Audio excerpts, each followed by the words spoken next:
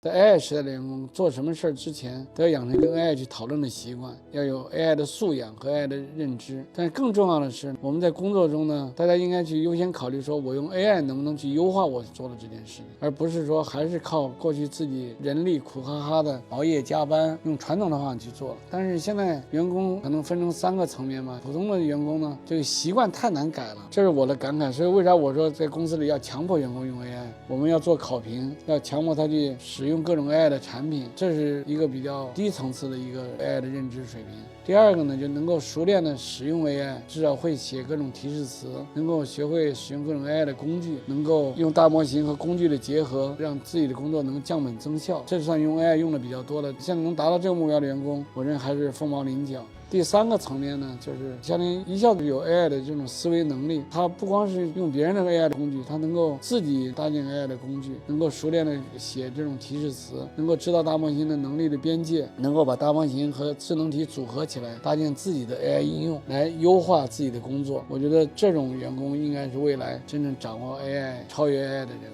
我们是鼓励大家用 AI 去写东西，只要你写的东西是好的，是有价值的，不是瞎编的。如果说写一个报告，一看就是没有他自己的东西，都是通用的东西，那这种肯定是不行的。但你通过跟 AI 的讨论，让 AI 帮你润色，让 AI 给你一些建议，提醒你工作中有哪些没有做到位的地方。那就像我问员工一个问题，356乘248等于多少？我们并不考心算，对吧？你能心算出来，证明你有这个心算能力而已。另外一个员工拿手机计算器来把它算出来，我也认为这个结果也是接受的。AI 可能过去我认为在能力上比人要弱呢，现在知道在写作和编程上已经超过人了。加上各种智能体呢，我觉得很快在2-3年内，很多能力上是可以超越人的。人类所引以自豪的创造力和想象力呢，我认为 AI 也是具备的。最后人可能能剩下的呢，我认为是2点吧。第一个就是领导力，组织、激励、鼓动团队的能力；还有一个是决策力，特别是在情况不明确，有点像战场上，你要把所有的信息都收集齐全了，完整的分析了，那这块肯定 AI 比你更擅长 ，AI 可以帮我们采集和分析的工具。但是在很多时候有压力的情况下，